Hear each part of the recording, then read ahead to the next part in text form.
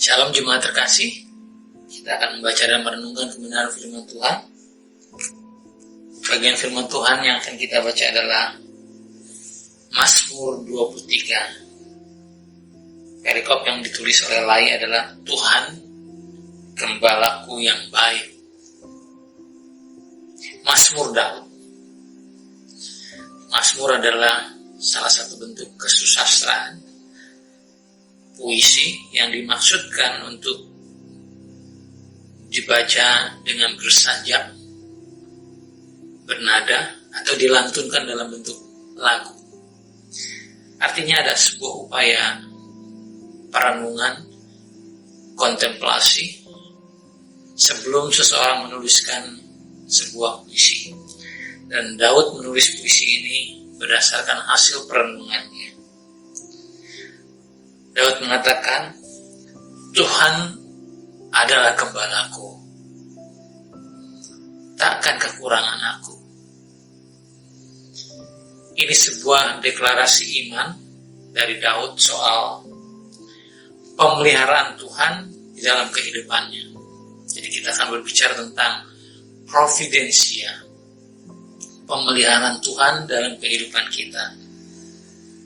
Dalam memasuki tahun yang baru ini, ada banyak hari yang harus kita lalui ke depan. Kita harus meyakini bahwa Tuhan memelihara kita.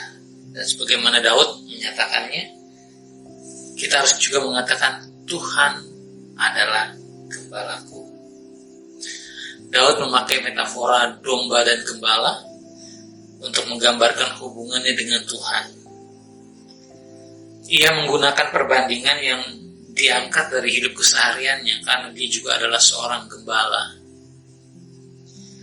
Sebagaimana Daud menggembalakan domba, ada beberapa ekor dombanya kalau kita tahu ceritanya. Demikianlah Daud meyakini bahwa Tuhan memelihara hidupnya sebagaimana ia menggembalakan domba-dombanya. Dengan tegas Daud mendeklarasikan, Tuhan adalah gembalaku.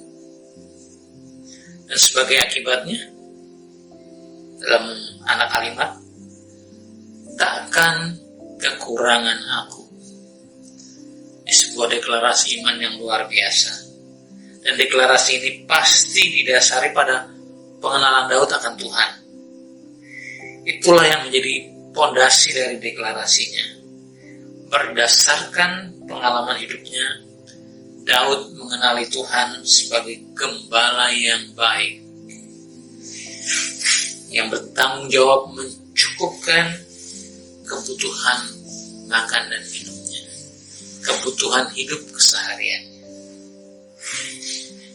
Jadi masalahnya terletak pada seberapa jauh kita mengenal Tuhan kita, atau sejauh mana kita mengalami Tuhan dalam hidup keseharian kita. Itulah yang menjadi titik dasar pernyataan atau deklarasi yang memungkinkan Daud atau orang lain mengatakan, Tuhan adalah gembalaku, takkan kekurangan aku. Masalahnya adalah apakah kita mengenal Tuhan kita? Dalam Yohanes 10 ayat 27 dikatakan, domba-dombaku mendengarkan suaraku, dan aku mengenal mereka, dan mereka mengikut aku. Kalau kita memposisikan Tuhan sebagai gembala, dan diri kita sebagai domba, bagaimana dengan pengalaman hidup keseharian kita? Apakah kita berjalan menurut tuntunan Tuhan? Apakah kita tidak berbelok ke kiri atau ke kanan dari apa yang sudah difirmankannya? Pemeliharaan Tuhan pasti dinyatakan dalam hidup keseharian kita jika kita menjadikan Dia gembala kita, atau kita memposisikan diri kita sebagai domba-dombanya yang penurut. Jika itu kita lakukan, ayat 2 dikatakan, Ia membaringkan aku di padang yang berumput hijau. Ia membimbing aku ke air yang tenang. Gembala tidak membawa padang rumput ke kandang domba, tapi membawa domba ke padang rumput. Artinya, dari hari ke hari ada perjalanan yang harus ditempuh. Dan yang dibutuhkan adalah mendengar suara sang gembala, mengikuti petunjuknya. Jika itu kita lakukan, maka sebagai akibatnya adalah takkan kekurangan aku. Itu sebuah jaminan. Karena Tuhan adalah gembala kita. Memasuki tahun yang baru ini, mari jadikan Tuhan sebagai gembala kita. Dengar suaranya, jangan belok ke kiri atau ke kanan dari jalan yang sudah ditentukannya. Maka Tuhan akan menepati janjinya, karena Dia adalah gembala yang baik. Tuhan Yesus memberkati. Kita berdoa.